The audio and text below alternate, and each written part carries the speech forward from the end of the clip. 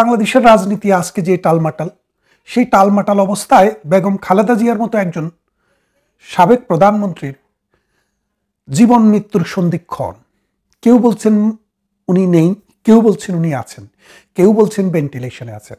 কিন্তু সব কিছু ছাপিয়ে যে কথাটি সর্বমহলে আলোচিত হচ্ছে সেটি হচ্ছে তার একমাত্র সন্তান, বেঁচে থাকা পুত্র সন্তান, তিনি লন্ডনের মতো একটি উন্নত বিশ্বে আছেন।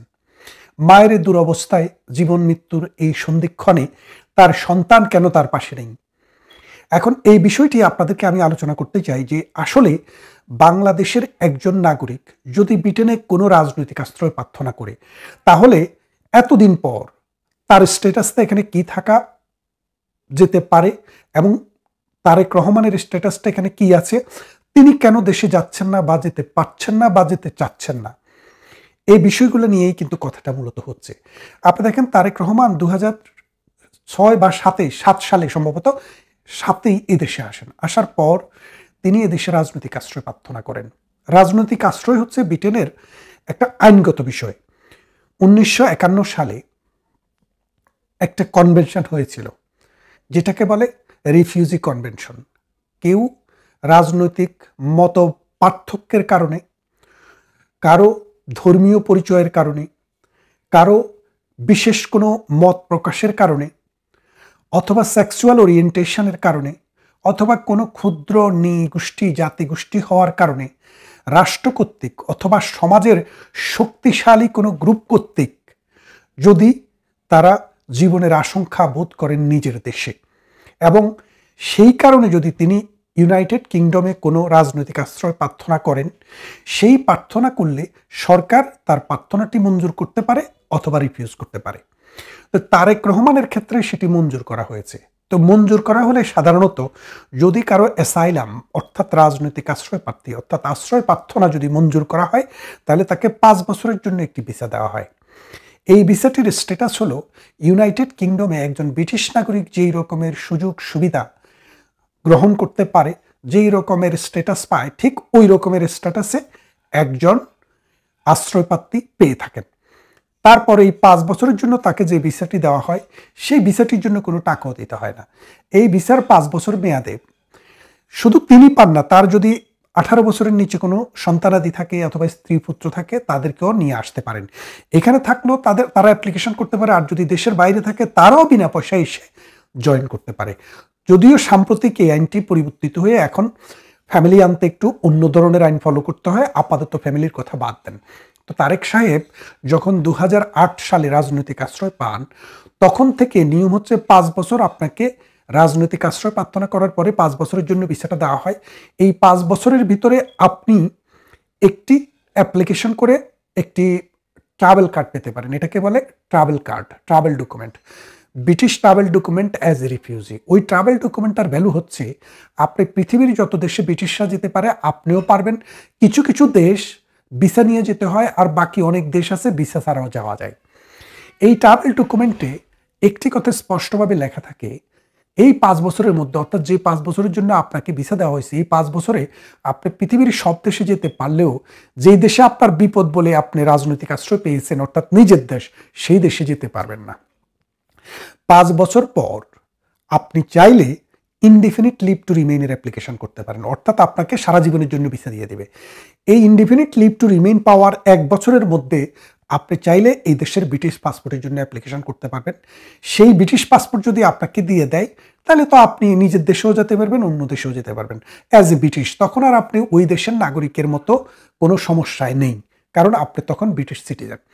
তো এখন এই রকম অবস্থায় এই যে 5 বছর পরে ব্রিটিশ হয়ে যাওয়া, এই 5 বছর হওয়ার আগ পর্যন্ত আপনার যে বাংলাদেশি পাসপোর্টটি, সেটি কিন্তু ব্রিটেনের সরকারের কাছে থাকে। অর্থাৎ আপনি যখন ক্লেমটা করেন, অ্যাপ্লিকেশন করেন অ্যাসাইলামের, তখনই আপনার নিজের পাসপোর্টটি সারেন্ডার করতে হয়। তো 5 বছর পরে আপনি যখন আপনার ইনডিফিনিট লিভ টু পেলেন, রিমেইন পেলেন, তারপরে 1 বছর পরে আবার এখানে স্থায়ী হয়ে গেলেন, তাহলে তো এখন আপনি আপনার ভিসা নিয়েই, আপনার পাসপোর্ট নিয়েই আপনি পৃথিবীর যে কোনো দেশে যেতে পারেন। এখন প্রশ্ন হচ্ছে, তারেক রহমানের কি ব্রিটিশ পাসপোর্ট আছে নাকি নেই? ব্লু অ্যান্ড হোয়াইট নামে এটি কোম্পানিতে তারেক রহমানের ডাইরেক্টরশিপ ছিল। আমরা দেখেছি হাসান রহমান নামে একজন সাংবাদিক, যিনি বাংলাদেশের বেশ কিছু টেলিভিশন এবং পত্রিকার সাংবাদিক ছিলেন। তিনি একটি প্রতিবেদন প্রকাশ করেছেন যে তারেক রহমান যখন কোম্পানির ডিরেক্টর হন তখন সেখানে ঘোষণা দিয়েছেন যে তিনি ব্রিটিশ নাগরিক। অর্থাৎ এটা একটা পাবলিক ডকুমেন্ট। আমি আপনি যে কেউ ব্লু অ্যান্ড হোয়াইট নামে যে কোম্পানিটা রয়েছে সেই কোম্পানির যদি আপনি ইউকের গুগলে যান সেখান থেকে বের করে নিতে পারবেন যে তারেক রহমানের ডিক্লারেশনটা সেখানে রয়েছে। সেখানে এখনও সেটাই বলা আছে যে তিনি একজন ব্রিটিশ নাগরিক। এটা আমরা বলিনি, তিনি বলেছেন অ্যাকর্ডিং টু দ্য ইনফরমেশন। তো তিনি যদি ব্রিটিশ সিটিজেন হন তাহলে তিনি বাংলাদেশে যেতে কি লাগবে? বাংলাদেশে যেতে দুইভাবে তিনি বাংলাদেশে যেতে পারেন। তিনি যদি বাংলাদেশের কোনো পাসপোর্ট থাকে তার, অর্থাৎ ব্রিটেনের আইনে আপনি ব্রিটিশ হলেও বাংলাদেশি পাসপোর্ট রাখতে পারবেন, এতে কোনো সমস্যা নেই। কারণ ব্রিটেনে দ্বৈত নাগরিকত্বের বিধান রয়েছে এবং বাংলাদেশেও দ্বৈত নাগরিকত্বের বিধান রয়েছে। তারেক রহমান সাহেব যেহেতু বাংলাদেশের একজন নাগরিক, তিনি চাইলেই বাংলাদেশের পাসপোর্ট নিতে পারেন। অতদিন যখন আওয়ামী লীগ সরকার ছিল তখন বিষয়টা একরকম ছিল। রাজনৈতিকভাবে যেহেতু তাকে পাসপোর্ট দিচ্ছিল না বলে আমরা শুনেছি এবং জেনেছি, সেই ক্ষেত্রে 2024 সালের 5 আগস্টে আওয়ামী লীগ সরকারের এই যখন ক্ষমতা থেকে আউস্ট হয় তখন কিন্তু তিনি চাইলেই বাংলাদেশে একটি পাসপোর্ট নিতে পারতেন। এক, দ্বিতীয় কথা হচ্ছে তিনি যদি পাসপোর্ট না নিয়ে থাকেন তাহলে ব্রিটিশ পাসপোর্টের মধ্যেও নো ভিসা রিকোয়ার্ড নামে একটি বিধান রয়েছে। অর্থাৎ আপনি যদি ব্রিটিশের সিটিজেনশিপ গ্রহণ করেন তাহলে আপনি নিজের দেশে যেতে গেলে বাংলাদেশে একটা রুল রেখেছে, সেখানে আপনি একটি অ্যাপ্লিকেশন করলে আপনার ব্রিটিশ পাসপোর্টের মধ্যে একটি সিল দিয়ে দিবে, সেটাকে বলে নো ভিসা রিকোয়ার্ড। অর্থাৎ আপনি যতবারে বাংলাদেশে যান, বাংলাদেশে গিয়ে থাকতে চান, আপনাকে কোনো পাসপোর্ট ছাড়াই বাংলাদেশে যাওয়া আসা করতে দেবে বাংলাদেশ। এটা একটা। আরেকটি হলো ব্রিটিশ নাগরিক বাংলাদেশে যেতে যদি তার বাংলাদেশি ভিসা নাও থাকে তাহলে এয়ারপোর্টে তাকে 28 দিনের জন্য ভিসা দেওয়া হয়, অন অ্যারাইভাল ভিসা। এটা বাংলাদেশের রুলেই আছে। তারপরে আরেকটি বিষয় হচ্ছে আমাদের পররাষ্ট্র উপদেষ্টা বলছেন যে তারেক রহমান সাহেব যদি চায় আজকে চাইলে একদিনের মধ্যেই তাকে একটি আউটপাস দেওয়া হবে। আউটপাস মানে হচ্ছে বাংলাদেশের কোনো নাগরিক পৃথিবীর কোনো দেশে ভিসা জটিলতা অথবা তার পাসপোর্ট না থাকার কারণে দেশে যাইতে যদি সমস্যা হয়, রাষ্ট্র চাইলে এক পাতার একটা আউটপাস দিতে পারে। এই পাস দিয়া এই দেশ থেকে তিনি শুধু বাংলাদেশে যাবেন, এটা দিয়ে আবার ফেরত আসতে পারবেন না, শুধু যেতে পারবেন। এখন প্রশ্নটা হচ্ছে তারেক রহমান এই দেশে আছেন, বাংলাদেশের পাসপোর্টও নাই, ব্রিটিশ পাসপোর্টও কি নেই? আমরা বিশ্বাস করি তার ব্রিটিশ পাসপোর্ট রয়েছে, কিন্তু ব্রিটিশ পাসপোর্ট দিয়ে তিনি দেশে যাবেন না। কেন যাবেন না? এটা একদম যৌক্তিক একটা কারণ। যৌক্তিক কারণটা হচ্ছে উনি বাংলাদেশের সবচেয়ে এখন এই সময়ে যে পপুলার দল যেটা বিএনপি, সেই দলের তিনি প্রধান। কারণ খালেদা জিয়া যদিও প্রধান, ডিফ্যাক্টো তিনি কিন্তু অসুস্থ হওয়ার কারণে কাজ করতে পারছেন না। তারেক রহমানই কিন্তু এই কাজগুলো চালাচ্ছেন। দ্বিতীয়ত বিএনপি ঘোষণাই দিয়েছে যদি বিএনপি ক্ষমতায় আসে তাহলে তারেক রহমান হবেন বাংলাদেশের প্রধানমন্ত্রী। তাহলে বাংলাদেশের আইনে বলেছে কোনো প্রধানমন্ত্রী বা সাধারণ এমপিও নির্বাচনে দাঁড়াতে পারবেন না যদি তিনি কোনো দেশের ভিন্ন দেশের নাগরিক হন। এখন তারেক রহমান এয়ারপোর্ট দিয়ে যদি ঢাকায় যান তাহলে আপনারা দেখবেন, সবাই দেখবে, ব্রিটিশরা দেখবে যে তিনি আসলে একজন বিদেশি নাগরিক হিসেবে ব্রিটিশ পাসপোর্ট নিয়ে গেছেন। তাহলে তার রাজনীতির জন্য এটা বড়ই একটা সমস্যা, জটিলতা। কারণ এই নাগরিকত্ব সারেন্ডার করার একটা প্রসেস আছে, সেই প্রসেস হতে হতে নির্বাচনের ট্রেন হয়তো চলে যাবে।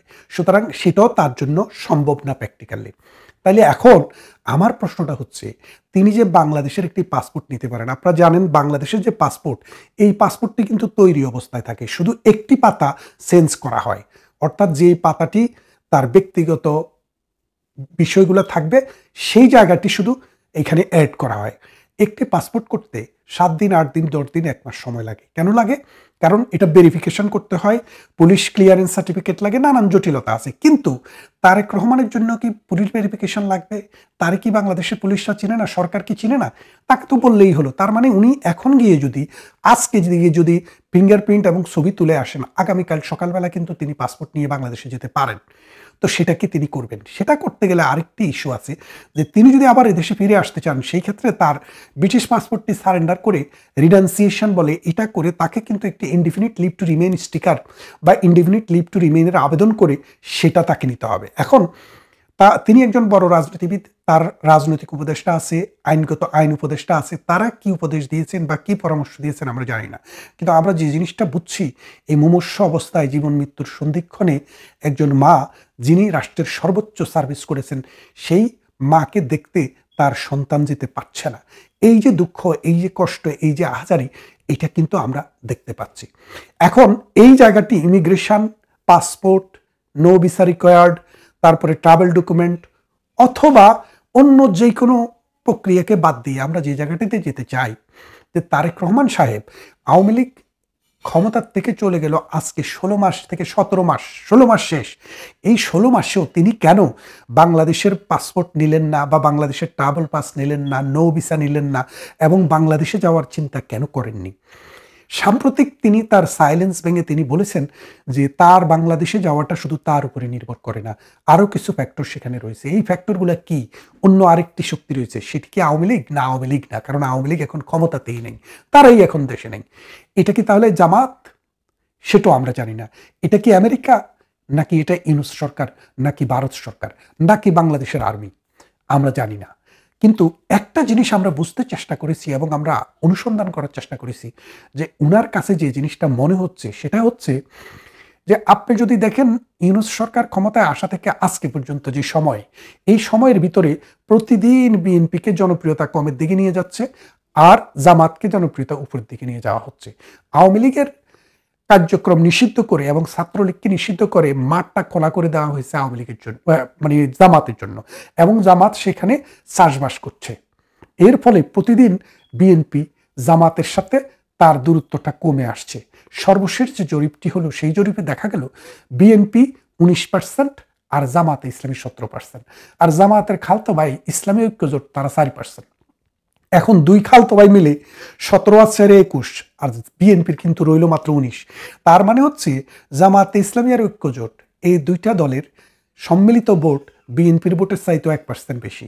আবার এই জামাতে ইসলামের বি টিম বলে আমরা যাদেরকে চিনতাম, ছাত্র সমন্বয়ক, এনসিপি, নাগরিক কমিটি, তাদেরও 4% ভোট। তাহলে এখন তারা 25% হয়ে যাচ্ছে। তাহলে হিসাব করে দেখেন যে প্রতিদিন যেভাবে ডক্টর ইউনূসের মেটিকুলাস ডিজাইনের অংশ হিসেবে জামাতকে তুলে আনার যে প্রকল্প চলছে, এই প্রকল্পের অংশ হিসেবে, এবং পাকিস্তানের সেনাবাহিনী, নৌবাহিনী, বিমান বাহিনী, এবং এই পাকিস্তানের যে মৌলবাদী গোষ্ঠী এবং তাদের যে জঙ্গি গোষ্ঠী, এরা যেভাবে লস্করে তৈয়বা বা জৈশে মোহাম্মদীরা প্রতিদিন বাংলাদেশে আসছে, এর ফলে আমরা যদি জিয়াউর রহমানের দল বিএনপির খালেদা জিয়ার সময়কে দেখি, তখন কিন্তু পাকিস্তানিদেরকে এইভাবে বাংলাদেশে এন্ট্রেন্স দেওয়া হয় নাই। তার মানে হচ্ছে এখানে এই একটা বিশেষ গোষ্ঠী এই ডক্টর ইউনূসের সাথে মেকানিজম করে জামাতকে সামনের দিকে এনে বিএনপিকে একটা সাপ্রেস করার চেষ্টা চলছে, এবং এর সাথে আমেরিকার অতীত ইতিহাসও রয়েছে। সেই কারণে তারেক রহমান সেফ ফিল করছেন না যে তিনি যদি ফিরে দেশে যান তাহলে তার জীবনের নিরাপত্তা আছে কিনা, তিনি বেঁচে থাকবেন কিনা, বেঁচে থাকলেও তাকে নির্বাচিত হতে দিবে কিনা।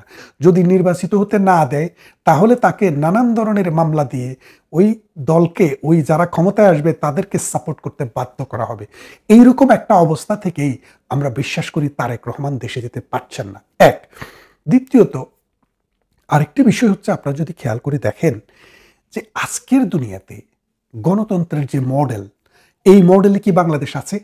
বাংলাদেশের সবচাইতে বড় দল আওয়ামী লীগ, কারণ সাম্প্রতিক যে তারা IRI গবেষণা করে যে রেজাল্ট দিল, সেখানে দেখা গেল আওয়ামী লীগের পক্ষে মানে ভোট আমরা এদেরকে দেব না, জামাতকে, বিএনপিকে, এনসিপিকে দেব না, তাহলে তারা কারা? এবং বলছে আওয়ামী লীগকে দেব, নাম লিখে দিয়েছে তাদের ওখানে, মানে আওয়ামী লীগকে চুজ করার কোনো জায়গা নেই, নাম লিখে দিয়েছে, এরকম লোক আছে 8%। তাহলে আপনি বোঝেন বাংলাদেশ আওয়ামী লীগ বাংলাদেশে গত 20 বছরের মধ্যে সবচাইতে জনপ্রিয় জায়গায় আছে আজকে। এই সব কিছু চিন্তা ভাবনা করে, সব হিসাব নিকাশ করেই কিন্তু তারেক রহমান আগাচ্ছে। তবু আমি বলবো, তারেক রহমানের মা যদি, এই বাংলাদেশে আজকে একজন ডাক্তার গিয়েছেন আমরা জানি, সেই ডাক্তার যদি বলে যে না, উনাকে আর দেশের বাইরে নেওয়া সম্ভব না, সেই ক্ষেত্রে তারেক রহমান ঢাকায় যাবেন, এয়ারপোর্ট থেকে তাকে সামরিক বাহিনীর একটি হেলিকপ্টারে করে নিয়ে যাওয়া হবে এবার কেয়ার হসপিটালে। তারপর তিনি গৃহে যাবেন, তিনি পাবলিক মিটিংয়ে আপাতত আসবেন না, একটু পর্যন্ত আমাদের কাছে ইনফরমেশন আছে। কথা হবে অন্য কোনো ভিডিওতে। ভালো থাকবেন ততক্ষণ।